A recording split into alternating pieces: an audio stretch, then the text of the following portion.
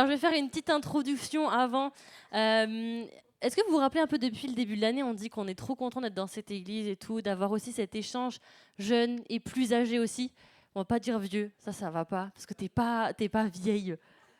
Elle est fraîche. Mais moi, je suis tellement reconnaissante d'avoir Michel. Est-ce que vous êtes content d'avoir quelqu'un qui va venir nous parler? Vraiment, Michel, merci de prendre ce temps avec nous, un samedi soir, de venir sur Mulhouse, alors que tu habites pas sur Mulhouse, alors elle habite sur Saint-Louis, mais quand même de prendre ce temps-là. Merci Zoé qui a emmené ta grand-mère, c'est super. On est vraiment très très contents. Et alors pour cette soirée, je vais vous proposer un peu. Moi, je suis allée prendre un chocolat chaud chez Michel cette semaine, et je vous propose qu'on fasse la même chose tous ensemble. On vous distribuera pas de chocolat chaud. À la fin, il y aura un after, ça sera super. Mais ça vous va qu'on soit comme une grande discussion?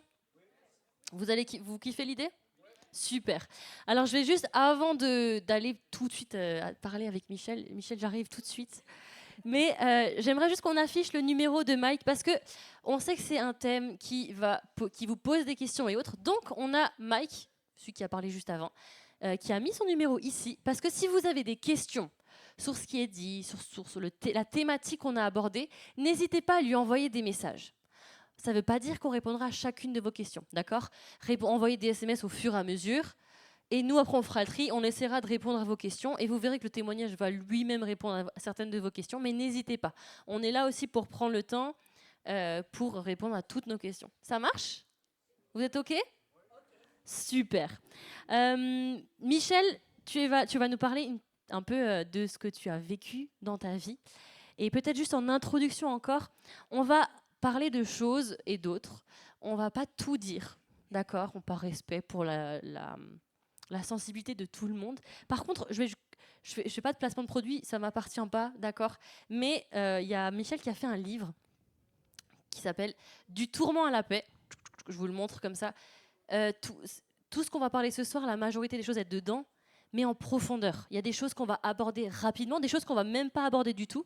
On verra comment ça va se passer. Mais juste pour vous dire, si jamais vous voulez avoir plus d'infos, aller plus loin, n'hésitez pas non plus à demander à votre cousin, votre cousine, vos voisins, vos voisines, s'ils ont le livre pour l'emprunter, ou alors de demander pour Noël un exemplaire de ce super livre qui est disponible à la librairie. On dirait trop la meuf qui fait des pubs sur Télématin. Oui, nous avons un super livre aujourd'hui. Bon, allez, je me reconcentre. Et même, ça peut être un livre, vous allez voir le témoignage, peut-être même que vous allez vous dire, ce livre peut être un outil pour parler à d'autres. Parler à d'autres, entre autres, de Jésus. Parler, entre autres, à des gens de ce qu'ils ont déjà vécu ou pas. Ça marche? Ok, vous êtes prêts à partir avec moi pour parler un peu avec Michel? Michel, est-ce que tu vas bien déjà? Très bien, merci. Vous allez bien ici aussi? C'est bon, je vous ai pas perdu? C'est bon? Ok. Alors Michel, on va parler un peu de ta vie, de ton témoignage. Et pour ceux qui n'ont pas entendu parler du thème, tu as eu une profession très particulière. Et on va pas commencer par ça. Je laisse du suspense pour ceux qui savent pas quelle profession elle a eue. Allez, non. Pour ceux qui savent parler de ça, j'aimerais que tu nous parles un petit peu. On va rentrer dans ton histoire, d'accord? Tu as écrit un livre. Alors déjà, pourquoi tu as écrit un livre, Michel? À un moment donné dans ma vie, j'ai été poussée par le Seigneur à écrire mon histoire, alors que je n'avais absolument pas envie de la révéler. Mais sa volonté prime. Ok. Bon, alors ça nous met un peu l'eau à la bouche. On a envie d'en savoir plus. Je dirais peut-être. Dis-nous dès le début, où est-ce que tu as grandi, dans quel contexte, tu avais des parents, des frères et sœurs, un petit peu, ouais, un peu tout ça, la petite base. J'ai vécu dans un petit village proche d'ici, dans une famille très unie, avec mes grands-parents, mes arrière-grands-parents, des parents formidables, et j'aurais pu avoir une enfance merveilleuse. Ok. Tu aurais pu avoir une enfance merveilleuse. Est-ce qu'il y a, si tu devais dire un mot, un terme, qu'est-ce qui fait que ce n'était pas une enfance merveilleuse? L'endroit où on habitait. L'endroit où tu habitais. Ok. Et c'est l'endroit où tu habitais, il s'y passait des choses que tu dis que c'est un endroit qui est pas terrible. Qu'est-ce qui te fait dire? Est-ce que ouais, vas-y. C'était une maison très particulière Mhm. dans laquelle habitaient plusieurs personnes. Il y avait plusieurs appartements, une très vieille maison et une maison très sombre. D'accord, une maison très sombre. Mais c'est vrai que comme ça, bon, c'était, j'imagine, pas une maison très sombre où il y avait juste pas assez de fenêtres ou de volets ouverts. Ou si, peut-être quand même. C'était une maison hantée. Une maison hantée. D'accord. Alors là, tu abordes un thème tout de suite, voilà, paf, c'est posé. Maison hantée, ça veut dire quoi, maison hantée?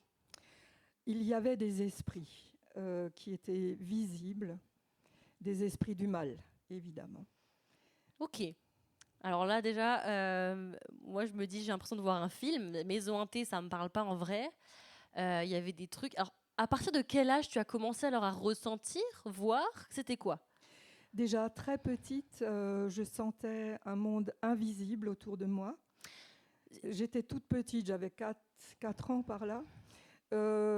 Et je savais qu'il y avait un monde justement qui gravitait autour de moi. C'était pas mes parents, ma sœur, c'était quelque chose d'invisible que je ressentais.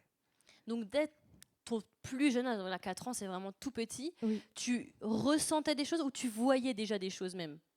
D'abord, j'ai commencé à ressentir. Ok. J'avais aussi cette pensée profonde déjà de la mort qui était présente dans ma tête. Et par la suite, j'ai vu. Ok. Donc, tu as vu, est-ce que c'est venu rapidement?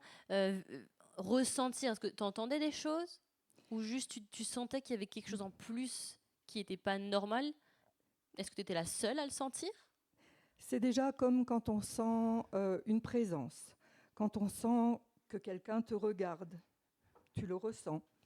Et par après, c'était des silhouettes ou c'était des ombres qui passaient très vite. Et on se dit, mais est-ce que j'ai rêvé ou il y avait quelque chose? Et ça s'est produit. Par après, c'était plus présent encore. Et non, je n'étais pas la seule à les voir. Maman et ma sœur les voyaient aussi. Ok, donc dans ta famille, toi, ta sœur et ta maman, vous ressentiez et voyiez des choses à des moments. Oui, C'était tout le temps, c'était par moment, c'était ponctuellement, mais c'était c'était ponctuellement. relativement souvent. Ok. Est-ce que du coup, dans ton enfance, tu te sentais peut-être en insécurité? Est-ce que tu te disais, tiens, je vais chercher ce que ça veut dire tout ça? Est-ce que tu savais ce que c'était tout ça? Non, je ne savais absolument pas ce que c'était et j'étais une petite fille très timide. Mhm. Donc oui, au début, ça me faisait très très peur et je me cachais ou voilà. Je n'en ai pas tout de suite parlé à maman ou à mes parents ni à ma sœur d'ailleurs. Mhm. Tu t'es dit, c'est pas réel, que tu n'aies pas parlé ou... Quand on est petit, on ne sait pas trop, on ne fait peut-être pas trop la différence entre le réel et l'irréel. Mhm. Je me suis dit, c'est quelque chose en plus. Et je n'arrivais pas à savoir ce que c'était.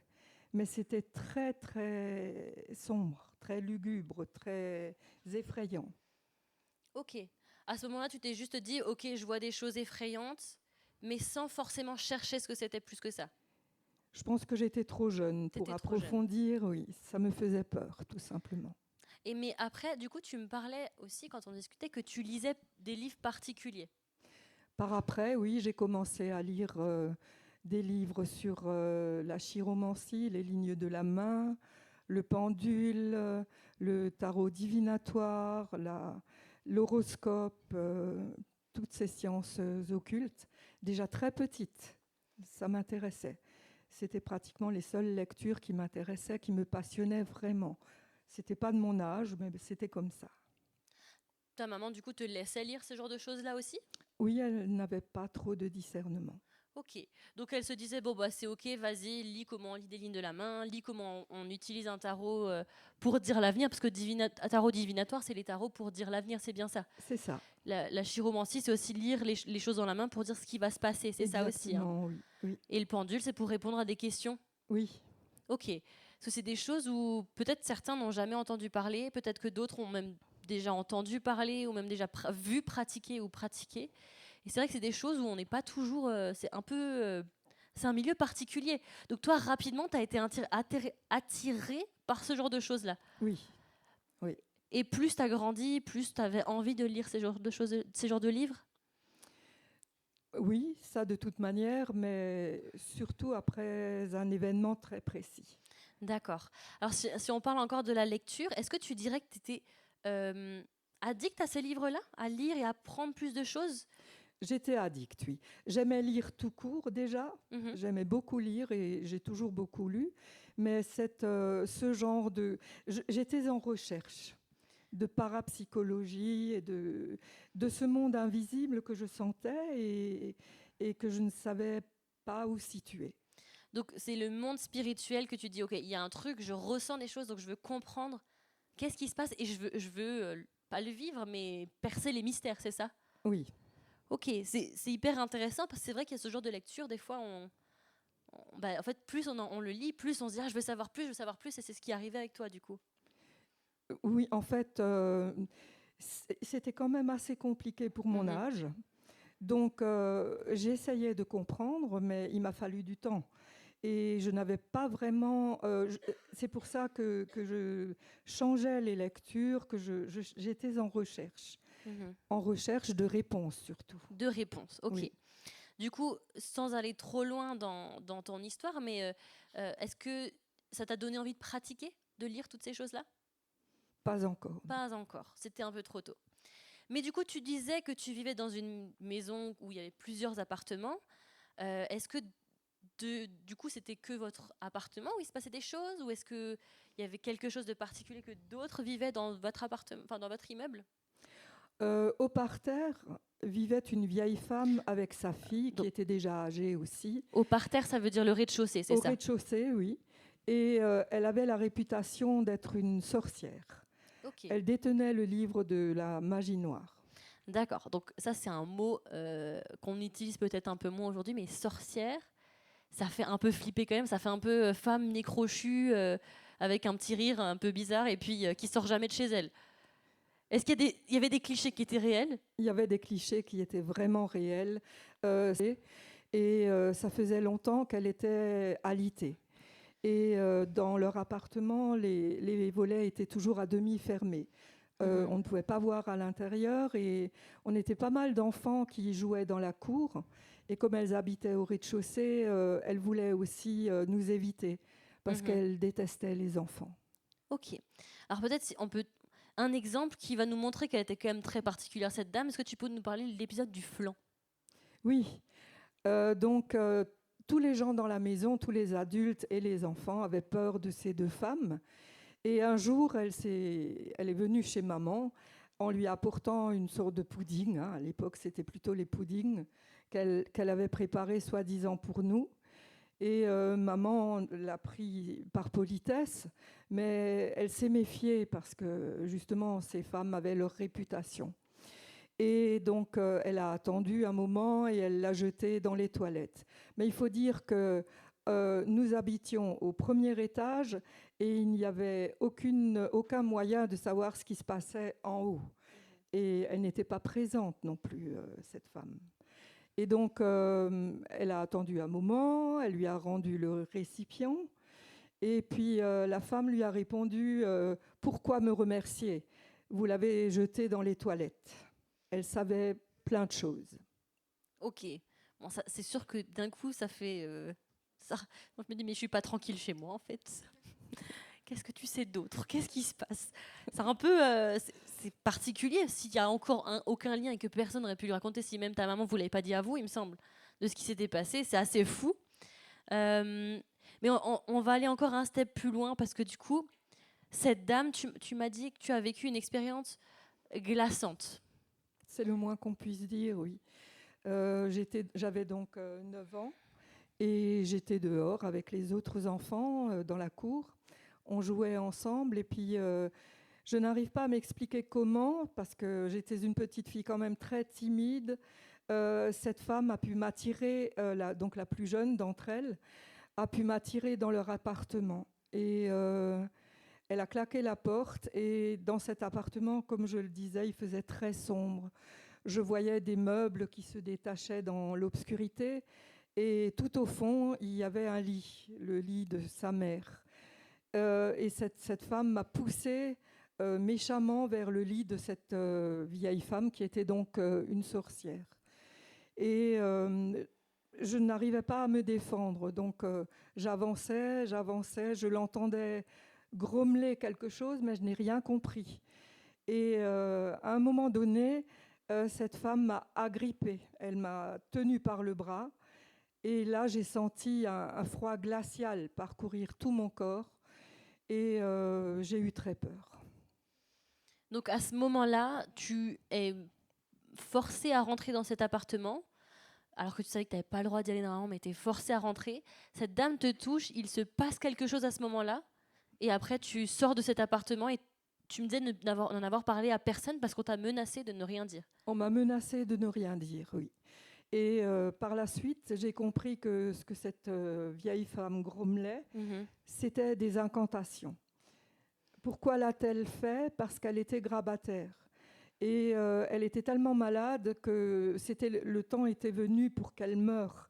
Mais elle n'arrivait pas à mourir parce que dans ce milieu, c'est la coutume qu'il faille d'abord transmettre ce don, entre guillemets, à quelqu'un de le plus pur possible, on va dire, pour pouvoir mourir.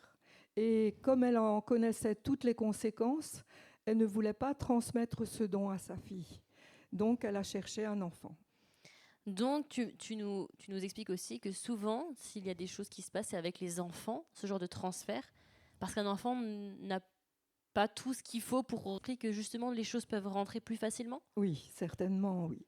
Et puis, elle essayait de chercher quelqu'un d'aussi innocent que possible. Personne n'est innocent, mais un enfant est un peu plus innocent quand même. Ok. Et c'est quelque chose de particulier, mais il s'est passé ça ce jour-là. Quelles conséquences ça a eu sur toi, ça?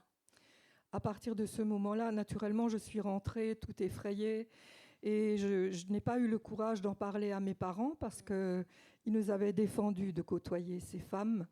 Mais à partir de ce moment-là, j'ai été très malade et constamment malade. Et je faisais des sortes de crises de tétanie. Il faut vous imaginer quand vous avez la crampe à un pied, par exemple, ça fait très mal. Mais moi, j'avais ce genre de crampe dans tout mon corps.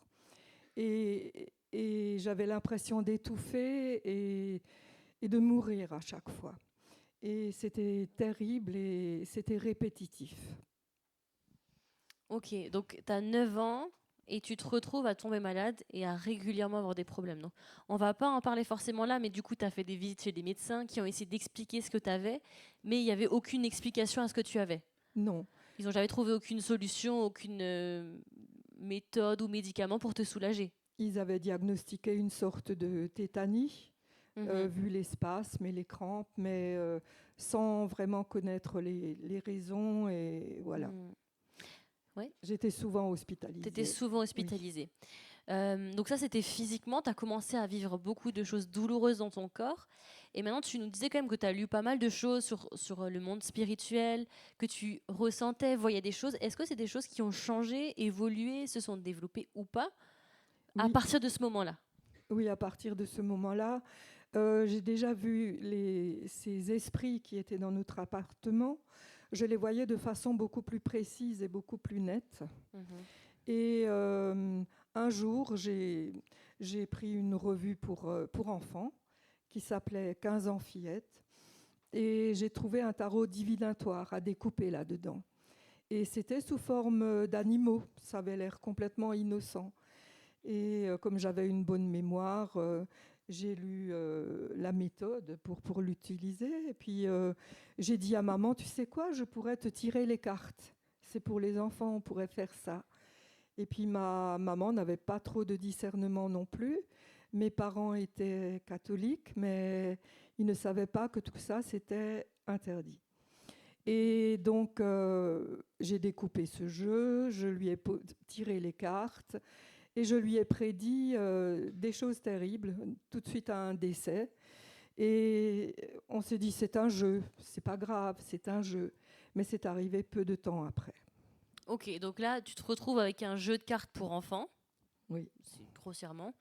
Et vous y jouez plutôt innocemment, sans savoir vraiment ce que ça voulait dire avec ta maman. Et en fait, les prédictions que tu fais arrivent. Elles arrivent. Ok, c'est quand même assez fou. Ok, après, est-ce qu'il y a eu d'autres choses? Est-ce que tu l'as fait d'autres fois? Est-ce que tu as commencé à entendre, voir des choses plus ou pas encore à ce moment-là ou... Si, j'ai continué à le faire et de plus en plus. Et en fait, ce que je prédisais arrivait. Donc à chaque fois que tu avais une prédiction à faire, au travers de ce jeu de cartes d'enfant, je rappelle, Oui, à chaque fois ça marchait. ça marchait, oui. Oui. Ok, c'est assez fou, encore une fois, de me dire, mais c'est pas censé être un truc, là t'as pas cherché un truc de particulier. C'était intéressant, c'était un jeu, et tu t'es dit, ok, on y va, c'est parti, quoi. Oui. Ok, et tu as continué de vivre dans cette maison? On est resté encore un moment dans cette maison. Alors Camille, j'aimerais quand même dire pourquoi est-ce que cette maison était tellement hantée. Parce Donc que attends, tu nous parles de maison hantée. oui. Je sais pas si ça vous est déjà arrivé de trouver des vidéos ou autres qui disent on a passé 24 heures dans une maison hantée, une nuit dans un château hanté. Je sais pas si vous avez déjà vu ce genre de vlogs, de vidéos sur Insta, TikTok, YouTube et tout ça. Ça parle à certains? Je t'avoue que plusieurs fois je me suis déjà dit ouais, il faut pas pousser, hein. Faut arrêter de pousser et de se dire j'étais un peu curieuse aussi de me dire j'ai envie d'aller voir comme qu'est-ce qui s'y passe et en même temps de me dire bon, c'est que ça craint un peu ces trucs là parce que c'est le monde spirituel pour moi était réel déjà donc pour toi c'est réel les maisons hantées. C'est réel. Et c'est terrible parce que ça n'a rien à voir avec assouvir sa curiosité ou c'est quelque chose de réellement terrible parce que ces présences engendrent la terreur et c'est horrible à vivre. Et pourquoi est-ce que cette maison était et malheureusement, je pense, est toujours encore hantée parce que dans cette maison se produisaient beaucoup d'abominations. Des choses terribles, des péchés graves. Je ne rentre peut-être pas dans les détails, ou Camille, où tu veux que j'en parle? Je sais pas, vous avez envie d'avoir des exemples? Donc on dit, Rapidement en tout cas, c'était un 8 francs quels sont les types d'abominations? Quand on parle d'abomination, aujourd'hui, t'en parles avec un regard de femme qui est en Jésus. On est d'accord? oui. Ok. Donc c'était déjà des gens qui pratiquaient, il y avait des personnes qui pratiquaient l'inceste et l'adultère. Et on disait que l'ancien propriétaire, le tout premier propriétaire, parce que cette maison avait déjà plus de 100 ans, avait commis un meurtre aussi. C'est d'ailleurs cette silhouette que ma maman avait vue dans une des pièces. Ok. C'était un mort qui portait un suaire. Enfin, je ne rentre pas trop dans les détails quand même. Et il y a une femme qui a même avorté sa fille et brûlé le bébé dans le fourneau. À l'époque, on avait des gros fourneaux en fonte, des fourneaux à bois. C'est des choses, en effet, où ça...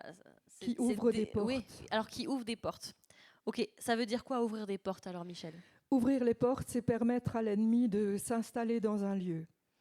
Et il ne peut pas s'installer dans un lieu où on prie, où on loue, où on aime Jésus. Mais dans ce lieu-là, c'était tout le contraire. Il se passait justement des horreurs et donc c'était un endroit propice pour ces esprits du mal. Alors peut-être juste en aparté, si maintenant moi je suis à Jésus, que je lui dis de venir vivre avec moi et que je viens, est-ce que ce genre de lieux ont un risque sur ma vie? Si je vais sans forcément savoir que c'est un lieu, j'y vais pas en mode je vais visiter, je vais vivre une expérience parallèle. Juste je me retrouve dans un lieu où malgré moi, sans que je le veuille, est-ce qu'il y a un risque pour moi en tant qu'enfant de Dieu? Il n'y a pas de risque si tu sais comment réagir, si tu connais la parole de Dieu, la Bible. Si tu sais comment prier, mais naturellement, il se passe des choses désagréables qui peuvent te choquer ou voilà. Mais En tout cas, en tant qu'enfant de Dieu, si on se retrouve malencontreusement, si je puis dire, sans forcément le chercher à se retrouver dans un lieu comme ça, on n'a pas à avoir craindre parce que Jésus vit en nous et qu'il n'y a pas de risque que nous, il y a des choses qui rentrent en nous. On est bien d'accord, Michel? On est d'accord. Par contre, du coup, quand on ne sait pas forcément ou qu'on touche ou on cherche, parce que il y a des choses qui existent aussi, et je pense que ça va parler à d'autres, mais des choses comme le Ouija, appeler je ne sais quel esprit ou autre, ça c'est des choses qui ouvrent des portes du coup en disant on essaye d'appeler les choses spirituelles qui ne viennent pas de Dieu. Oui. Et donc là, potentiellement, on s'expose à être face à des démons ou des choses qui sont un petit peu pas gérées par Dieu en tout cas. Il ne s'agit que de démons, parce qu'à l'époque, je pensais avoir affaire à des personnes, il n'y a aucun contact entre les défunts et les humains. Donc il s'agit de démons qui peuvent prendre l'apparence, par contre, de personnes décédées. Ok, donc ce que tu disais avant, comme quoi ta maman a vu a priori une personne qui était décédée dans cette maison, Oui. C'était pas la personne en termes d'esprit qui est restée errer parce qu'elle n'a pas réussi à trouver je ne sais quelle porte ou autre, c'est vraiment un démon qui s'est fait comme l'apparence d'eux. Tout à fait, oui. Oui. Ok, donc c'est vrai que c'est aussi intéressant d'entendre ce genre de choses et ces genres de... ils peuvent du coup faire du bruit, ils peuvent déplacer des objets, ils peuvent parler, ils peuvent juste se montrer. C'est toutes ces choses-là qui pouvaient se passer dans cette maison-là alors. Tout à fait, mais rien que l'apparition en elle-même génère déjà quelque chose d'horrible. Et contrairement à l'enfer, où on s'imagine à juste titre les flammes, mais là, ces apparitions génèrent un froid glacial et une crainte incroyable. Ok, donc on est dans ton enfance, tu es encore une enfant, tu te retrouves face à cette expérience glaçante où tu as comme un don qui t'a été transmis, et en même temps tu vois de plus en plus de choses, tu entends des choses, et à la fois tu arrives à voir des choses dans l'avenir.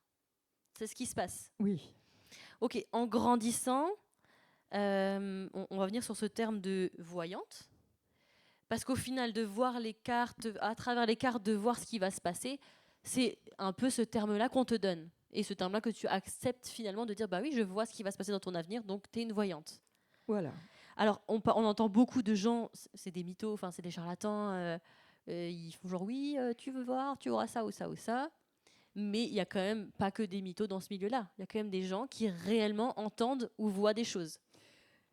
Oui, il y a des charlatans et il y en a d'autres qui ont, entre guillemets, ce don. Mais c'est un don malsain, tout ce qu'il y a de plus malsain. Et je dirais que même si on va visiter, enfin si on va consulter une voyante qui n'a pas le don, on ouvre des portes à l'ennemi malgré tout. Mhm. Qu'elle ait le don ou qu'elle ne l'ait pas, hein, ça ne change rien. Donc, moi, j'ai jamais vu de voyante, j'ai jamais entendu, enfin, j'ai jamais été, etc. J'ai entendu des choses. Toi, en tant que voyante, qu'est-ce qui se passait pour toi? On va pas forcément parler des choses négatives pour l'instant de ce que tu vivais. Qu'est-ce que tu vivais en tant que voyante? Donc je voyais les personnes pour la première fois. Je pouvais leur parler de leur passé, de leur présent, de leur avenir. Mhm. Est-ce que c'était, tu voyais des choses? Est-ce que tu entendais des choses? Est-ce que c'était au travers des cartes, du pendule, des lignes de la main, comme tu nous disais? Qu'est-ce qui... Au début, j'utilisais les cartes divinatoires et le pendule surtout. Et par la suite, je n'en avais plus besoin parce qu'il y avait des voix très spéciales qui me dictaient tout. Donc elle te disait le passé, le présent et le futur des gens. Oui. Donc au fur et à mesure, tu n'avais même plus besoin d'outils, tu avais juste besoin de te concentrer quelques secondes Même en disant pas. bon, même pas. Même pas. Tu voyais les D'écouter. gens et tu entendais et tu pouvais en direct leur dire les choses. Oui. Et les gens réagissaient comment en face? C'était toujours confirmé? C'était confirmé. De toute façon, naturellement, ils pouvaient déjà me tester par rapport au passé, puisque je ne les connaissais pas, même au présent. Et en ce qui concerne l'avenir, je crains que, oui, que c'était juste aussi, parce que souvent, je leur racontais des horreurs. Mais du coup, toi, tu parlais avec ces voix? Ou juste, c'est surtout elle qui te parlait? C'est elle qui me parlait. Elle te parlait. Est-ce qu'elle te parlait, ça c'est une question que je me suis posée, est-ce qu'elle te parlait pour ton avenir à toi? Non. Jamais. Jamais. Donc elle te parlait pour les autres, mais jamais pour toi. Jamais pour moi, non.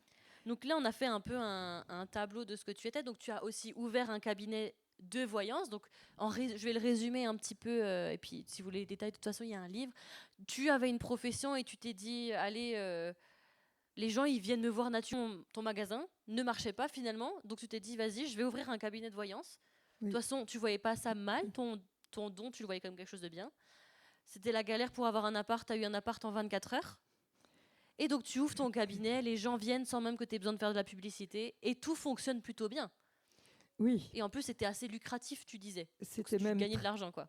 très lucratif parce que les gens étaient prêts à donner des fortunes pour connaître la suite, pour connaître leur avenir. Et oui, je croyais que ce don, que je faisais du bien par ce don, parce que je ne croyais absolument pas en l'existence de l'enfer et des démons. Je n'y croyais pas. Malgré tout ce que j'avais vu, pour moi, ça n'existait pas. On m'avait parlé de Dieu, parce que j'avais notamment une grand-mère, ma grand-mère maternelle, qui priait beaucoup. Et elle me parlait de Dieu et de Jésus, mais ils étaient lointains. On n'avait pas de Bible et on ne connaissait pas vraiment la vérité. Ok, donc tu t'es quand même dit, bon, ça va me faire de l'argent, mais en même temps, je vais aider les gens. Donc tu avais ce côté, tu t'es dit, mais est-ce que tu t'es même dit, est-ce que c'est possible que Dieu t'ait donné ce don-là? Je pensais que ce don était de Dieu, puisque pour moi, il n'y avait personne d'autre qui puisse me le donner. Ok, parce que moi, j'ai quand même lu dans ton livre, au bout d'un moment, tu dis, mais moi qui aimais Dieu. Oui, Donc tu étais vraiment dans cette démarche de dire, ok, ma grand-mère m'a parlé d'un Dieu qui aime les gens, alors qui est un peu loin du coup, mais quand même qui est présent. Et donc du coup, bah ok, bah, ça me permet d'aider les gens à mieux vivre en fait. c'est ce que je pensais, C'est ce que oui. tu pensais. Oui. Et par contre, maintenant on va venir sur un point un peu plus profond, je dirais. Donc là, on a parlé, on a expliqué un peu ce que tu vivais avec les gens. Maintenant, toi, dans ton quotidien, comment tu vivais tout ça? Parce que finalement, ce dont tu dis qu'il s'est développé, tu entendais de plus en plus les voix, de plus en plus clairement, tu voyais des fois des choses, etc. Il ne te parlait pas pour toi, mais par contre, qu'est-ce qui s'est passé? On a dit que dans l'enfance, tu as commencé à avoir des souffrances. Quelles sont les autres conséquences qui sont passées dans ta vie? Donc ces voix me parlaient aussi quand j'étais seule à la maison Hmm. et elles ont commencé à me donner des ordres saugrenus, je l'avoue, du genre déplace des coussins, ouvre et ferme la porte, ouvre et ferme des tiroirs et c'était toujours suivi de menaces. Sinon, je vais faire du mal à tes chairs. Et parallèlement, je visionnais, je voyais des scènes sanglantes qui arrivaient à mes proches si je n'obéissais pas. C'était pour me rendre captive. Donc, tu avais à la fois un don qui te faisait voir l'avenir des gens et à la fois la même voix te disait fais ça, fais ça, fais ça. Si tu ne le fais pas, il y aura des malheurs dans ta vie. Tout à fait, c'était différentes voix. C'était des voix très spéciales. On ne peut pas les comparer à des voix humaines. C'était des voix chevrotantes Mm. ou des voix qui parlaient au ralenti, comme pour hypnotiser. Ok. Et dans ta santé, est-ce que tu as vu des évolutions? Oui, j'étais de plus en plus malade et naturellement, en grandissant et en révélant, je ne faisais pas seulement ces crises de tétanie, mais je voyais des ombres autour de moi, je voyais ces spectres autour de moi et j'en avais très peur et j'ai fini par en parler à un spécialiste.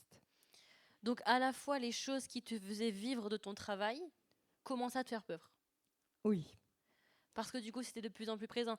Parce que tu avais une fille oui, et tu es toujours mariée, oui. et est-ce qu'il y avait des conséquences sur leur vie aussi? Sur la vie de mon mari, non, parce que la seule chose, il m'avait connue en tant que, je vais le dire, puisque c'était le cas, et en tant que sorcière, Hmm. et ça lui plaisait. Et donc, lui, ça ne le dérangeait pas, il voyait le côté lucratif, et c'était bien pour lui. Mon enfant, j'ai essayé de la préserver. Est-ce que ton mari ou ton enfant t'a un jour dit tire-moi les cartes ou donne-moi mon avenir? Mon mari, non, mon enfant non plus, de toute façon, je ne l'aurais pas fait. Tu l'aurais pas fait? Non. Pourquoi? Pour la simple raison que c'était ma vie privée, que pour moi, j'essayais de séparer les deux. La vie professionnelle, et bon, c'est vrai que j'avais tiré les cartes au début à mes parents.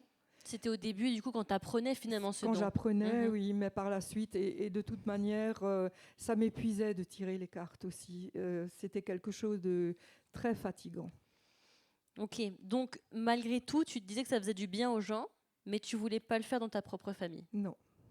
je ne voulais plus le faire. Tu ne voulais plus le faire dans ta propre famille. Donc n'importe quel membre de ta famille qui serait venu, tu leur aurais dit non. Je l'avais encore fait à mon papa et c'est vrai que malgré qu'il ait été très très cartésien, oui, il se disait ma fille a ce don, donc il voulait savoir à quel âge il mourrait. Et pour vous dire combien le diable est menteur et pernicieux. Et donc, à quel âge est-ce que je vais mourir? Et j'ai eu une date. J'ai eu une date, 87. Et il avait de l'espoir parce que dans sa famille, beaucoup de gens étaient décédés très, très jeunes. Et il s'est dit, eh bien, moi, je vais faire exception à la règle. Mais en fait, il s'est avéré plus tard qu'il est décédé en 1987. Très jeune. Ok. Bon, il y a un côté un peu flippant dans ce que tu dis, parce que finalement, tu as dit plein de choses négatives. Dans ta vie, c'était un chaos au final. Oui. Ces voix-là, même, voulaient que tu fasses du mal à tes proches au bout d'un moment. Oui. Tu n'as jamais fait de mal à tes proches. Par contre, les voix te poussaient à te faire du mal à toi-même. Oui, car rien n'est gratuit. Quand les ténèbres vous donnent des facilités, disons, ou certaines choses, le prix à payer est très, très cher. Pardon. Et elles m'ont poussée à boire de l'eau de vaisselle sale, à me faire du mal. Et à un moment donné, elles m'ont carrément poussée à m'ouvrir les veines. Et j'étais tellement dégoûtée de ce que je pouvais raconter aux gens, de la personne que j'étais devenue, glaciale, une personne très méchante. Je pouvais raconter des horreurs aux gens devant moi et ça ne me faisait rien. Et je n'étais pas comme ça en étant petite. Et je ne me reconnaissais plus, donc je n'arrivais plus à trouver ma place sur la terre.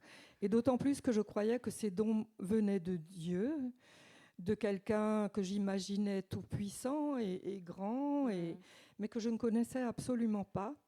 Donc je ne comprenais plus rien. Et j'étais fatiguée de vivre. Donc au final, un don que tu disais, tu pensais avoir de Dieu, t'emmenait en fait beaucoup de souffrance dans ta vie, autant physiquement que mentalement. C'était un fardeau pour toi. C'était au bout d'un moment même dans tes cauchemars. Il me semble que tu faisais des cauchemars. Oui, presque toutes les nuits, je faisais des cauchemars horribles. Et je peux vous dire que j'ai vu une partie de l'enfer. J'ai couru en enfer, j'ai vu l'enfer, je ne vous le décrirai pas. C'est pas la peine parce que c'est trop horrible. Et des démons qui me poursuivaient et je n'avais aucun répit. C'était ma vie. Ok. Là, on découvre du coup une partie du monde spirituel où au final, il n'y a rien de beau là-dedans et il n'y a rien de bon. Parce que même quand on discutait ensemble, tu me disais que la majorité des choses que tu prédisais aux gens, c'était des choses négatives et beaucoup de malheurs qui allaient arriver dans leur vie. Oui. Et finalement, dans tout ça, qu'est-ce qui était bon? Pas grand-chose. Non, ou rien. Rien. Absolument rien. Alors j'aimerais, parce qu'on a parlé de beaucoup de choses et ça a peut-être permis de mettre des mots sur des choses qui se sont passées. Et comme dit, je passe beaucoup de choses que tu as dit dans ton livre et si ça vous intéresse plus, n'hésitez pas à regarder. Mais j'aimerais parler d'un jour très particulier. L'espoir qui est venu en toi, même si ce n'était pas agréable du tout, mais l'espoir est arrivé. Le jour où tout a basculé, c'est un jour où ta sœur, qui s'était mariée avec un homme chrétien évangélique, qui finalement sont venus, ils ont voulu te voir, tu n'avais pas du tout envie de les voir si je me rappelle bien. J'avance un peu dans l'histoire. Tu ne voulais pas les voir, toi tu avais juste prévu d'aller parler avec ta grand-mère en plus. Donc on en a parlé avant, parler avec des morts, c'est pas quelque chose qui est possible. Hein. Les morts, une fois qu'ils passent, comme tu nous l'as dit Michel, ils sont de l'autre côté, entre guillemets, il n'y a personne qui reste sur Terre, si ce n'est les démons. Donc tu avais des conversations comme ça où tu pensais être avec ta grand-mère. Oui.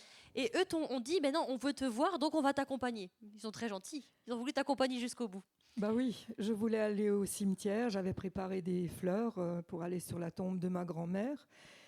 Et j'aimerais ouvrir juste une petite parenthèse, si tu permets, Camille. Je ne connaissais pas beaucoup de prières. Mais je n'arrivais plus du tout à prier autre chose que pour le salut des âmes, que pour les morts. J'étais entourée que de ces pensées de mort. Donc quand tu dis le salut des âmes, c'est pas des gens vivants, on est bien d'accord. Oui. Quand tu parles de ça, c'est prier pour les morts, pour qu'ils trouvent leur repos une fois morts. Voilà, c'est ça. c'est pas une pratique qui est OK dans la Bible. Non, pas Ok. du tout. Et donc, mon beau-frère et ma sœur sont arrivés, ils voulaient s'installer. J'ai dit non, non, je vais au cimetière. Ils m'ont dit bon, pas de problème, on t'accompagne. Et donc, j'ai posé ces fleurs sur la tombe de ma grand-mère, je lui ai parlé. Et au bout d'un certain moment, mon beau-frère m'a parlé. Il m'a tendu un livre. Il m'a dit, tu sais, ta grand-mère, de toute façon, elle ne t'entend pas. Parce que là où elle est, tu ne peux pas lui parler. Elle ne voit même pas les fleurs que tu poses sur sa tombe. C'est bien de décorer une tombe, mais bon, sans plus. Et il m'a tendu un livre que je ne connaissais absolument pas, la Bible. Et il m'a dit, j'aimerais bien que tu me lises un passage. OK, donc pour toi, tu disais que tu aimais Dieu, ta grand-mère aimait Dieu, mais vous avez jamais lu la Bible, jamais pris ce temps-là. Jamais. Donc en fait, tu aimais Dieu sans le connaître du tout, au final. Je l'aimais, je le craignais, je pensais qu'il existait, mais je n'avais aucune relation avec lui. OK. Je ne savais pas lui parler, pas le prier. J'avais juste un autre père que je connaissais, mais que je récitais. Mhm. Et voilà. Mais par contre, du coup, tu as dit que ton beau-frère t'a fait lire un passage, mais quel était ce passage? Nous sommes tous en haleine devant ce moment. Alors, je l'ai ici, je le connais par cœur, mais Mhm. à cause de l'émotion, je vais le lire et je vais vous lire chaque mot parce que je pense que chaque mot est très important. J'ai ma Bible qui est près de ma petite fille. Là-bas, elle m'a dit, écoute, mamie, prends plutôt le billet où tu as noté le passage plutôt que la grosse Bible maintenant. Merci Zoé de ton soutien. Qu'on ne trouve chez toi personne qui fasse passer son fils ou sa fille par le feu. Personne qui exerce le métier de devin, d'astrologue, d'augure, de magicien, d'enchanteur. Personne qui consulte ceux qui évoquent les esprits ou disent la bonne aventure. Personne qui interroge les morts. Car quiconque fait ces choses est en abomination à l'Éternel. Wow. Alors là, moi, je me dis, vu ta vie, je me serais pris comme une claque derrière la tête, genre hop là, ça Je c'est me fait. suis pris une claque. Et je me suis dit, ce n'est pas possible. Je me suis vite ressaisie et ces voix me dictaient, faut pas t'en faire. C'est une Bible de secte. Ok. Parce que du coup, toi, tu te retrouvais quand même dans pas mal de points. Enfin, tu t'es dit, bah oui, finalement, je lis l'avenir. Donc, dans la description, c'est difficile de pas te sentir concerné. Ben oui, Mhm. ça me concernait à fond. Et donc, ma sœur et mon beau-frère m'ont raccompagnée. Et ils avaient des arguments, mais brusquement, les voix s'en sont mêlées et m'ont dicté des réponses. Et des réponses tellement terribles que les chrétiens étaient fatigués. Ils voulaient s'apprêter à partir quand ils m'ont posé une question. Alors, attends avant la question. Moi, j'imagine quand même le contexte. Oui, C'est ta sœur et ton beau-frère c'est ma sœur et mon beau-frère. qui, par amour pour toi, j'imagine, ont pris le temps de discuter avec toi. Oui, Mais au final, ils discutaient pas vraiment avec toi. Parce que toi, tu étais environné par ces voix dans ta tête qui étaient là en mode dis ça, dis ça, dis ça, parce qu'elles-mêmes étaient dérangées. oui, tout à fait. Parce qu'au final, tout ce don-là était lié à ces voix-là, les dons que tu avais. Exactement.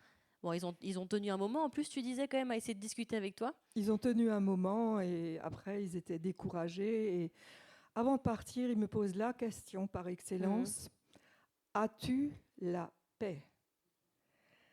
Quand j'ai entendu cette question, je me suis effondrée et j'ai commencé à pleurer. J'étais là dans mon fauteuil et j'ai dit non. Je ne sais pas ce que ça veut dire. Je ne connais pas la paix, je n'ai pas une seconde de ce qu'on pourrait appeler paix, de ce que je m'imagine que ça pourrait être. Je n'ai pas la paix. Et alors, ils ont prié avec moi, ils m'ont consolée parce que j'étais effondrée. Et ils m'ont laissé le numéro d'un pasteur. Ok. Et ils m'ont dit, on va prier pour toi. Nous sommes quelques chrétiens et ce pasteur, nous allons prier pour toi. Et appelle ce numéro s'il se passe quoi que ce soit, parce que nous, maintenant, on va partir. Est-ce que tu avais envie qu'ils partent à ce moment-là? Sachant que toute la discussion, tu voulais qu'ils partent. C'était bon, ça te suffisait la discussion, ça y est.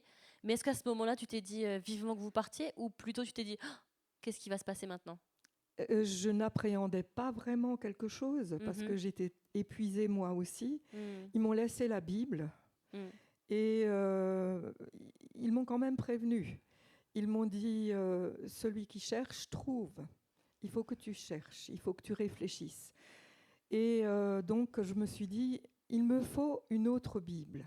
Parce que les voix te disaient c'est une Bible de secte. Voilà. Donc il te faut une vraie Bible. Oui, voilà.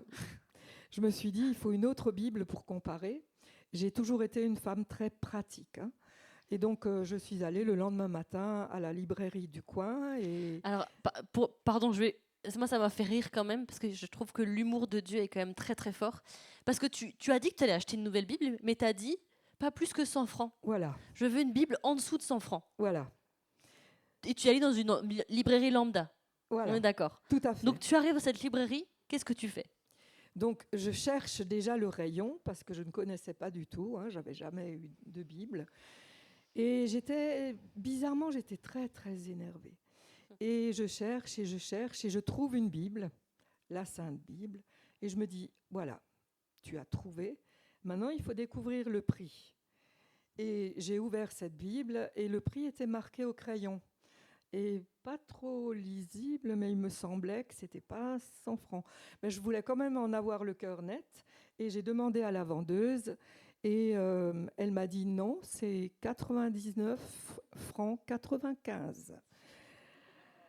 Et je me suis dit, bon, ben, c'est parti pour un tour, il faut que j'achète cette Bible. Moi, je trouve ça quand même... Moi, ça m'a fait rire de voir ça. Je me dis, mais Dieu, il est tellement fort. Il a entendu ta prière, à quel point il a mis 99,95. C'est à peu près 15 € si je ne me trompe pas, en euros. À peu près. À oui. peu près. Oui. Mais waouh, je me dis, même là, Dieu a été fidèle et il te cherchait aussi, en fait. Oui. T'as voulu chercher et Dieu a permis que tu puisses le trouver. Oui. Donc tu rentres, tu prends cette Bible et tu te rends compte que le passage est le même, en fait. Ben, j'ouvre l'autre Bible, enfin elle était restée ouverte, et puis je cherche le passage. C'est difficile quand on ne connaît pas la Bible, et j'étais très énervée. Et je vois Deutéronome, je me dis, aïe, ça existe dans la Bible classique, et j'ai trouvé le passage. Et à ce moment-là, c'est comme si des écailles m'étaient tombées des yeux, et je réalise que, eh bien, que ce don ne pouvait pas me venir de Dieu. Et je me dis, mais je n'avais aucun discernement. Et j'étais d'une bêtise, mais incroyable. Je le reconnais. Et c'est là que je décide, dans la foulée, je ne voulais pas déplaire à Dieu, même en ne le connaissant pas, je décide de tout arrêter. Ok, donc là, tu te rends compte que c'est pas ce que Dieu veut. Tu te rends compte que t'as péché. Là, tu me racontes que tu as appelé un curé en disant « Il faut absolument que je te voie parce que j'ai fait un truc qui déplaît à Dieu. » Tu as déposé tous les objets que tu avais chez toi, chez lui. Tu es rentré chez toi et pour la première fois, tu as passé une nuit en paix. Oui. Donc, oui. En un instant, tu as pris une décision pour dire « Ok, Dieu, j'ai capté. C'est pas ce que tu veux. Je me débarrasse de tout. » Donc, on ne parle pas encore de ton cabinet, mais de toi, de ta maison. Tu as tout pris, tu as tout viré. Oui. Tu passes une nuit en paix. Le lendemain, tu recommences dans ton studio de voyance, t'enlèves tout, tu lui ramènes aussi. Lui, du coup, a passé une très mauvaise nuit. Oui, parce que la voyance l'intéressait beaucoup et je sentais qu'il voulait que je lui tire les cartes. Il n'avait pas pris position et le lendemain matin, donc je suis allée au cabinet de voyance et c'était très compliqué parce qu'il y avait des manifestations là-bas qui voulaient m'empêcher de prendre encore le matériel. J'ai tout pris, je lui ai apporté et il m'a claqué la porte au nez. Ok. Donc là, tu es rentré dans une démarche de dire je veux plaire à Dieu coûte que coûte, qu'importe. Et tu as continué de voir des choses du coup, dans ce temps-là. Mais c'est-à-dire celui qui cherche trouve et le Seigneur est fidèle et il le dit dans sa parole. Mais là, j'ai commencé à chercher aussi ce qui était mauvais. Et je me suis dit, si ce n'est pas Dieu, c'est l'inverse. Donc, les démons existent. Et à partir de ce moment-là, ça leur a déplu. Et alors que c'est vrai, à l'époque, je voyais des apparitions sans comprendre, j'entendais des voix sans comprendre. Maintenant, je faisais des expériences très réelles et en comprenant qui c'était. Et en sachant que c'était un ennemi, que c'était des ennemis. Ok.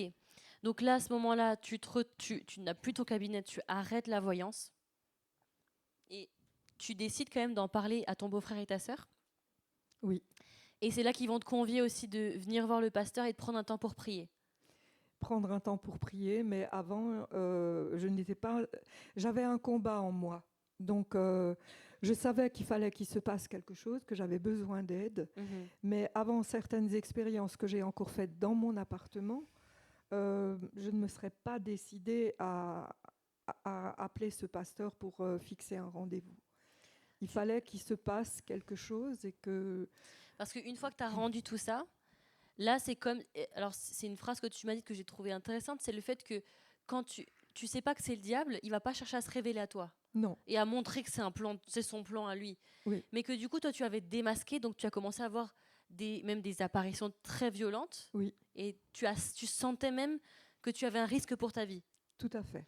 Sans entrer dans le détail de ton expérience dans la salle de bain, mais il y a un jour où il y a une présence tellement forte, tu sentais qu'elle voulait juste ta perte, elle voulait juste que tu meurs. Voilà. Elle voulait juste que je meure, mais avant, on m'avait dit, s'il arrive quoi que ce soit de terrible, même si tu ne le connais pas, invoque le nom de Jésus. Et c'est ce que j'ai fait au moment même où je pensais mourir. J'ai crié, Seigneur Jésus, si tu existes, au secours. Viens à mon secours. Et qu'est-ce qui s'est passé en un instant ? Tout s'est arrêté en un instant. Donc la paix est revenue en un instant. La paix est revenue, gloire à Dieu, oui. Oui. Donc quand même dans le contexte, tu ressentais quelque chose et tu voyais quelque chose. Et physiquement, tu te sentais attaqué. Oui. Et si juste en souvenir, ta maman avait vécu une appelle Jésus et Jésus te libère. Et pareil, elle a pu prononcer le nom de Jésus et tout s'est arrêté d'un coup. Tout s'est arrêté d'un coup, oui. Donc des années avant, ta maman avait vécu ça. Oui. Et elle a pu voir la puissance de Dieu agir déjà. Oui. Toi, plusieurs années après, parce que tu étais une enfant longtemps à ce moment-là. Après, oui. J'étais un nouveau-né à ce moment-là. Tu étais un nouveau-né oui. Et tu revis ça où la mort était proche et tu as juste dit « Viens si tu existes » et là, Dieu t'a libéré. Oui, dans son immense amour, oui. Et c'est là que tu t'es dit « Ok, il faut qu'on m'aide ». Il faut qu'on m'aide. J'ai appelé le pasteur qui m'a fixé un rendez-vous très rapide. J'ai emmené ma fille qui avait 8 ans dans la voiture. J'étais sur l'autoroute. Je me rendais à Mulhouse et depuis Saint-Louis. Et sur l'autoroute, j'ai fait une crise de tétanie. Donc les crises ne s'étaient toujours pas arrêtées depuis là? Non. Et alors, je ne sais pas si vous pouvez vous imaginer, vous êtes au volant, vous avez le pied sur l'accélérateur et cette jambe est raide. Et on appuie de plus en plus sur l'accélérateur et je me suis dit, je savais par expérience que ces crises duraient au moins 2 heures toujours. Et une fois de plus, je me suis dit, on va avoir un accident, ma fille et moi.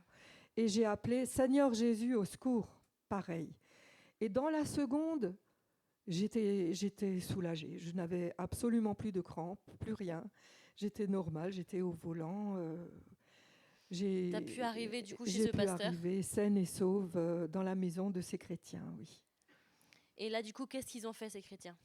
Donc ces chrétiens m'ont bien accueilli et je n'avais pas l'habitude, surtout après l'histoire avec le curé et tout. Je me suis dit, ils sont très sympas et ils m'ont fait rentrer. Ils ont fait monter ma fille à l'étage où il y avait pas mal d'enfants qui jouaient entre eux. Et ils m'ont installée en bas dans une petite pièce où se trouvaient donc 7 personnes en tout, 7 chrétiens, le pasteur et 6 autres chrétiens. Et brusquement, mon regard a été attiré par un chrétien qui était dans un coin et qui avait un livre dans ses mains. Et alors que j'avais acheté une Bible, ça m'a beaucoup dérangée. Et j'ai dit, mais qu'est-ce qu'il est en train de lire et on me dit, ma sœur me dit, mais tu connais maintenant, c'est la Bible. Et à ce moment-là, j'allais mal et je voulais partir. Il se passait quelque chose d'assez incroyable. Donc en toi, d'un coup, alors que tu te sentais bien parce que bien accueilli, tu t'es dit oui, c'est sympa ici quand même. Oui. Tu t'es dit c'est chelou, je dois partir, je dois vite partir. Je dois prendre ma fille et m'enfuir. Ça, c'était ma pensée, oui. Mais tu n'as pas fui. Je n'ai pas pu parce que les chrétiens étaient préparés, ils m'entouraient et ils ont commencé à prier. Bon, alors c'était pas chelou, ils t'ont pas forcé, ils t'ont pas tenu, genre reste, d'accord. Pas du tout. Parce que du coup, je me dis quand même, pas que ce soit une scène, ils l'ont encerclé, ils l'ont empêché. Ok, c'était bienveillant ce qui s'est passé. Très bienveillants. Ils étaient debout autour de moi et ils ont commencé à prier. Ils ont commencé à prier. Et de manière soft, si je puis dire, qu'est-ce qui s'est passé? À partir du moment où ils ont commencé à prier, il y a des choses qui se sont manifestées en moi. Très soft ou... Non, quand même, tu Oui. peux dire des choses. En fait, il y a des voix qui se sont manifestées à travers moi. Est-ce que Et c'était les mêmes types de voix que tu entendais? c'était le même type de voix que j'entendais, oui. Qui ont commencé à parler au travers de toi? Qui ont parlé au travers de moi, qui ont pris mon corps en otage, si on peut dire, parce que mes yeux se dirigeaient là où je ne voulais pas. Je prononçais des choses que je ne voulais pas dire, ce n'était pas ma voix, et je souffrais beaucoup. Donc là, il se passe quelque chose. Donc tu as vécu le monde invisible autour de toi. Tu as vu, entendu, ressenti. Et là, pour la première fois, du coup, ou une des premières fois, tu ressens des voix en toi, les mêmes qui te parlaient, te prend en contrôle. En contrôle total, oui. Et c'était des choses que tu ne voulais donc pas. Et qu'est-ce qui s'est passé du coup? Et Pourquoi tu crois qu'elles ont fait ça? c'est parce qu'elles se sentaient attaquées, naturellement. Elles savaient qu'elles allaient être délogées dans le nom de Jésus. Et donc, elles se sont révoltées, elles ont manifesté à travers moi et elles voulaient surtout fatiguer les chrétiens et les décourager. Mais et j'ai réalisé à ce moment précis, Camille, j'ai réalisé que j'étais possédée, démonisée. Donc c'était plus je ne toi. l'aurais jamais pensé. Oui. Oui, tu l'aurais jamais pensé avant ce moment-là précis. Non. Est-ce qu'ils sont restés? Et petit à petit, pendant ce combat spirituel, une voix, un démon après l'autre est sorti. 6 sont sortis et je commençais à m'apaiser, mais il en restait un. Tu en avais conscience, toi? J'en avais conscience. Tu en avais conscience. Parce que à travers mon regard, j'ai dû tourner la tête et à travers mon regard, il a cherché ma sœur. Et j'ai donc dû regarder ma sœur, mais c'était... Tu sais que c'était pas toi? Ce n'était pas moi. Et ce n'était pas ma voix non plus qui disait à ma sœur, je vais mourir. Et c'était un subterfuge pour que les chrétiens s'arrêtent de combattre. Et à ce moment-là, ma sœur leur a dit, arrêtez tout, ma sœur va mourir. Et le pasteur lui a dit, si c'est trop dur pour toi, tu peux t'éloigner et tu continues à prier. Mais ce n'est pas ta sœur qui dit ça. Donc le pasteur était conscient du monde spirituel. Oui. Et lui, il a dit, on n'a pas fini le travail. On n'a pas fini. Tu vas pas rester ici. Exactement. Ok. Et au nom de Jésus, cet esprit de mort a dû me quitter. Merci Seigneur. Alléluia, gloire à Jésus. Hein. Gloire à lui. Amen. Donc là, on se rend compte que finalement, ce don était accompagné de démons qui te tenaient captive. Tu as été... Alors, je préfère en général parler de tout ce qui s'est passé après, mais on a pris le temps de décortiquer aussi pour que vous puissiez prendre conscience de tout ce qui existe. Mais ce n'est pas tout ce qui s'est passé après. Donc là, tu te retrouves libre, tu te retrouves en paix. Est-ce que les angoisses t'ont quitté? Immédiatement, parce qu'on avait l'impression de sentir, pour la première fois dans ma vie, j'ai senti la paix, ce que ça voulait dire, la paix. Amen. Une paix incroyable, surnaturelle. Je ne connaissais pas le ciel, mais je sentais que Jésus était là. Il était présent dans cette pièce. On pleurait, on était émus aux larmes, j'allais bien. Le pasteur m'a guidée parce que naturellement, il fallait que je me repente devant le Seigneur parce qu'on a un Dieu très, très saint. Il est vraiment, vraiment amour. Il est merveilleux, mais il est aussi très saint. Donc, j'ai répété les prières et je me suis repentie et je me sentais mieux que jamais, inondée de sa paix, de son amour, oui. Donc, Dieu t'a pleinement libérée. Tu n'avais plus d'angoisse, plus de cauchemars? Plus rien. Plus de voix? Plus de voix. Plus d'apparitions? Plus d'apparitions. Dieu t'a libérée de tout? Il est merveilleux. Oui. Je trouve que c'est aussi important ce que tu dis dans le fait de dire, ok, tu t'es rendu compte que c'était mal et tu as demandé pardon à Dieu. Et j'ai demandé pardon à Dieu. Oui. Donc même si on a touché juste un petit peu à des choses, on a fait du mal à Dieu, on a déplu à Dieu. Oui. Donc demander pardon, c'est une des clés aussi. C'est une des clés parmi les plus importantes. C'est la repentance, oui. C'est la repentance. C'est la repentance pour pouvoir s'approcher de notre Dieu très saint et pour pouvoir recevoir son amour et son pardon. Et ça, c'est primordial pour avoir la paix. Et quand même, si on va, on arrive sur la fin, mais c'est passionnant aussi de discuter avec toi. Je ne sais pas si tu es encore avec moi. Tu avais des tétanies, tu avais des problèmes dans ton corps. Qu'est-ce qui s'est passé? J'ai été guérie le soir même. Le Seigneur Jésus m'a guérie. Les médecins s'en sont rendus compte parce que comme je suis restée quelqu'un de très pratique, je suis allée les retrouver. Ils ont fait toutes les analyses et tout. Et je peux dire, il est tellement fidèle, notre cher Seigneur. Et je n'ai plus jamais fait de crise de tétanie. Plus jamais. Gloire à Dieu. Vraiment, merci Seigneur pour ça. Et on arrive sur le temps. Il n'y a pas de questions. Vous n'avez pas de questions. Incroyable. J'aimerais quand même encore. Tu peux les écrire à Mike, comme ça moi je continue s'il te plaît. Ouais, envoyez des. Vous avez... Il n'est pas assez gros le numéro? Ok, prenez 30 secondes pour écrire à Mike si vous avez besoin. J'aimerais quand même encore que tu nous parles d'une expérience que tu as vécue. Parce que du coup, tu as eu des choses. Des gens de ta famille n'étaient pas non plus en phase avec le fait que tu décides d'arrêter tout ça et de suivre Jésus. Il me semble bien, si je ne me trompe pas. Donc ça n'a pas été facile. C'était plus facile d'être voyante que d'être avec Jésus. Oui. C'est ce que tu me disais? Oui. Et malgré tout ça, Dieu, il fait des choses. Et Dieu a aussi une guérison miraculeuse. Oui, c'est juste ce que j'ai dit comme phrase, j'ai eu un bug. Tu as vécu une guérison miraculeuse où plus tard dans ta foi, tu t'es retrouvée handicapée du genou? Oui. Donc, j'aimerais quand même ouvrir une petite parenthèse. Plus facile d'être voyante par rapport aux gens qui m'entouraient, par rapport aux amis que j'avais. Je les ai tous perdus et une grosse partie de ma famille. Et voilà, c'est dans ce sens-là. Oui. Mais pour rien au monde, je n'aurais voulu quitter la présence de Jésus parce que il est mon tout, il est le premier dans ma vie, il est mon grand amour. Et ça fait 41 ans que je l'aime de tout mon cœur et de tout mon être.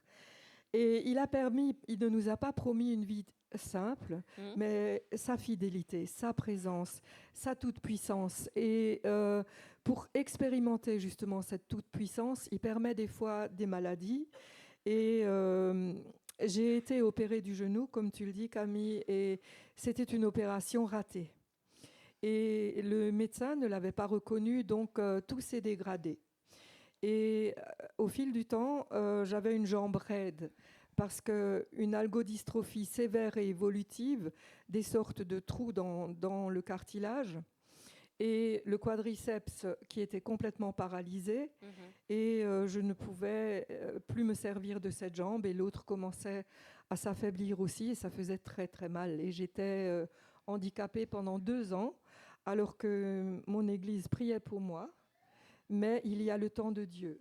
Le Seigneur est souverain. Et un jour, alors que j'allais vraiment très très mal, parce que j'étais également au service de la douleur au Munchberg, et on m'avait fait des injections et tout, et ça a fini par attaquer tout mon organisme. Et je pleurais devant le Seigneur et je lui disais, je ne peux pas continuer de vivre comme ça, Seigneur, et d'autant plus que je suis encore jeune et je ne peux plus rien faire, absolument plus rien, mais j'ai trop mal. Et je l'ai toujours, une amie chrétienne qui connaissait bien Papa Jean Peter Schmidt. Et elle m'en a parlé, elle a dit, je connais un pasteur qui prie pour les malades. Et elle l'a appelé et dans son immense bonté, il nous a fait venir dès le lendemain. Et je lui ai dit à cette amie, Annie, j'ai dit, ça va être compliqué, tu sais, pour me déplacer, mais on va le faire. Elle a dit, on va demander au Seigneur de te toucher. Et cet homme, il prie surtout et beaucoup pour les malades. Il a un grand cœur. Et donc, on s'est retrouvés le lendemain chez Samuel Peter Schmidt. Et vous avez prié. On a prié parce que son papa est arrivé aussi. Il m'a imposé les mains, alors qu'autour de nous, il y avait un petit chiot, il y avait les enfants qui jouaient. Rien n'était vraiment, en dehors de la prière profonde, rien n'était très solennel, c'était enjoué. Et au moment où Papa Jean m'a imposé les mains et il a prié, il a dit, tu sais, peut-être que le Seigneur te guérit aujourd'hui, peut-être en son temps, parce qu'il est très saint. Mais à ce moment-là, je sentais déjà quelque chose qui se produisait dans ma jambe. Et c'était tellement fort, j'ai du mal à vous le décrire parce que ce n'est pas humain. C'était tellement fort que ça aurait dû me faire très mal. Et parallèlement tellement doux que je n'ai pas eu mal. Mais je savais que le Seigneur était en train de me guérir toute ma jambe. Les trous, de fermer les trous, de rétablir le muscle. Et tout le monde était détourné, personne ne s'occupait de moi, j'étais là et je sentais cette guérison divine. Et c'est alors que j'ai senti le Saint-Esprit, une voix toute douce, qui m'a dit « Et maintenant, lève-toi ». Et comme je vous ai dit, je suis quelqu'un de très pratique. Et j'ai cherché mes béquilles et je me suis dit « Elles ne sont pas là ». Et ce n'était pas possible de me lever avant, je ne pouvais pas me lever sans béquilles. Et donc, je réponds dans mon cœur « Je ne peux pas ». Et une deuxième fois. Et maintenant, lève-toi. Et je dis encore, je n'ai pas mes béquilles, je ne peux pas. Et j'ai senti des mains toutes douces qui me tiennent dans le dos et qui me soulèvent. Et alors que je ne m'y attendais absolument pas, j'étais debout. Et ça, c'était déjà énorme d'être debout sur mes deux jambes et sans béquilles. Et je commence à bouger. Et j'étais guérie. Et j'ai dû appeler les chrétiens autour de moi pour leur dire « Je suis guérie, Jésus m'a guérie ». Et on a loué le Seigneur, on l'a remercié, il a fait un grand miracle. Ouais. Et je suis allée voir le spécialiste de nouveau pour lui montrer. Quand je suis arrivée là-bas, parce qu'il m'avait déjà commandé une chaise roulante, sur le coup, ils ne m'ont même pas reconnue parce qu'ils ont dit « C'est pas possible que cette femme marche sans béquille ». Et aussi bien et aussi vite, parce que le Seigneur m'a complètement rétabli et tout de suite.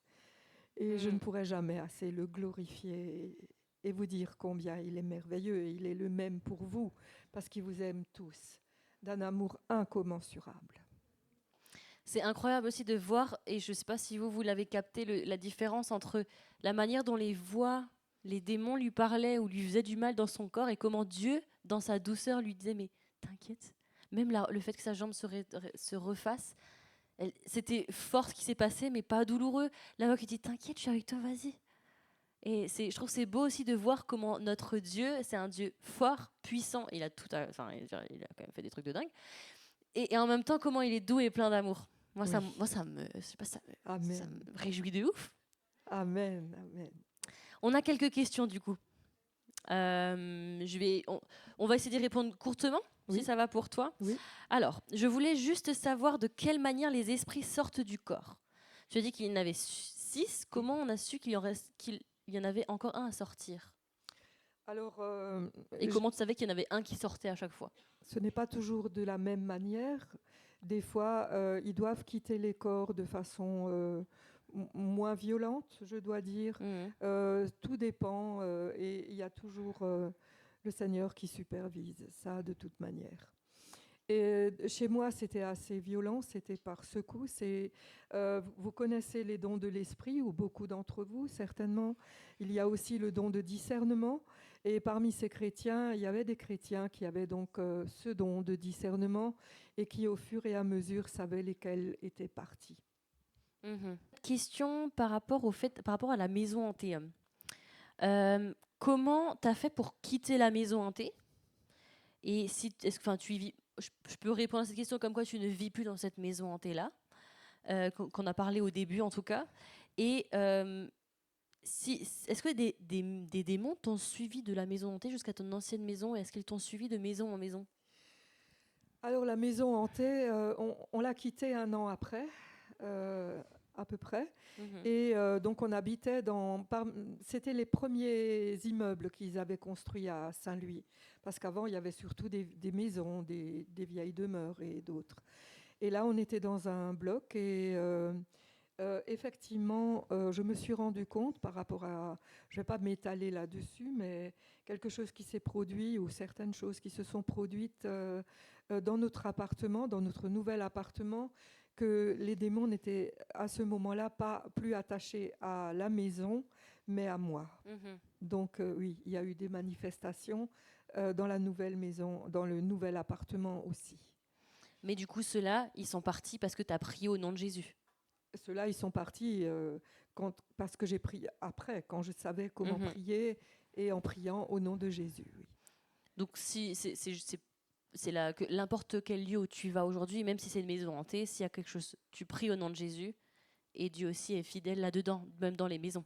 Dans les maisons, Mhm. même si j'étais la seule chrétienne entourée d'autres personnes dans une maison hantée, et que je prie de tout mon cœur au nom de Jésus, rien qu'en entendant le nom de Jésus, les démons tremblent et ils partent. Mhm. Bah, c'est normal, hein. Alléluia. Ils ont perdu déjà, hein, parce que Dieu est au-dessus. Mais Jésus les a vaincus à la Mhm. croix de Golgotha. C'est- Et ils triomphent d'eux. Et nous sommes plus que vainqueurs en Jésus. Il y a une question qui a été posée aussi, et c'est une question qu'on en avait discuté ensemble quand on s'est vus. Est-ce que tu penses que les prédictions que tu faisais aux personnes, c'était plutôt des déclarations de malheur? Moi, j'avais utilisé le mot malédiction, que plutôt des prédictions d'avenir, vu que la plupart, elles étaient mauvaises. Je pense que c'était des malédictions, oui, parce qu'à partir du moment où on fait malheureusement ce pas vers une voyante ou d'autres personnes qui pratiquent ce genre de choses, on donne au diable le droit de gérer notre vie. Mhm. Et justement, comme je dis, on ouvre des portes. Et lui, ce qu'il aime faire, déjà, n'oublions jamais que c'est le père du mensonge. Donc, Mhm. il va dire que des horreurs et il va maudire les gens et jusqu'à ce que ces gens reconnaissent la vérité, fassent prier pour elles et soient délivrés au nom de Jésus. Oui, oui, je pense que c'était Mhm. des malédictions. Je sais qu'il y a quelques jeunes ici qui ont vécu avec leurs professeurs, des professeurs qui tiraient les cartes en cours. Moi, j'ai une amie un jour qui m'a dit: oui, Camille, moi je vois des âmes qu'il faut accompagner vers l'au-delà, etc. Comment réagir face à ça quand on l'entend, qu'on nous le dise à nous ou juste qu'on le voit? Qu'est-ce que C'est tu dirais? c'est terrible, en fait. Il faut déjà prévenir les gens en douceur parce que notre but n'est pas de les juger. Le Mhm. jugement ne nous appartient pas. Mais il faut leur expliquer que c'est quelque chose qui déplaît foncièrement à Dieu et donc que ça ne peut pas venir de Dieu. Et à partir du moment où les gens réalisent qu'ils ouvrent leur vie à Satan, Mhm. j'ai l'impression qu'ils auront envie d'arrêter. Mhm. Ça peut les pousser à arrêter. Et sinon, il faut les accompagner en priant et voilà. Mhm. En tout cas, c'est de ne pas avoir peur non plus de tout ça quand on est enfant de Dieu. Quand on est enfant de Dieu, non, puisque dans Éphésiens 6, il est dit que nous devons être des soldats en Christ. Et Dieu nous encourage à être des soldats en Christ. Il nous dit comment faire. Et on doit être des gens de prière aussi. Mhm. La prière est une arme très efficace et le moyen d'être en range. Et ne Mhm. pas avoir peur non plus du combat spirituel s'il s'impose et de revêtir l'armure spirituelle, de se placer corps, âme et esprit sous le sang de Christ, parce qu'il est tellement puissant qu'il nous protège de tout.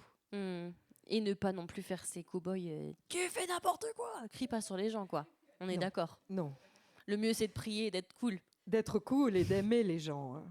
Oh, mais je le dis comme ça, au cas où. Oui.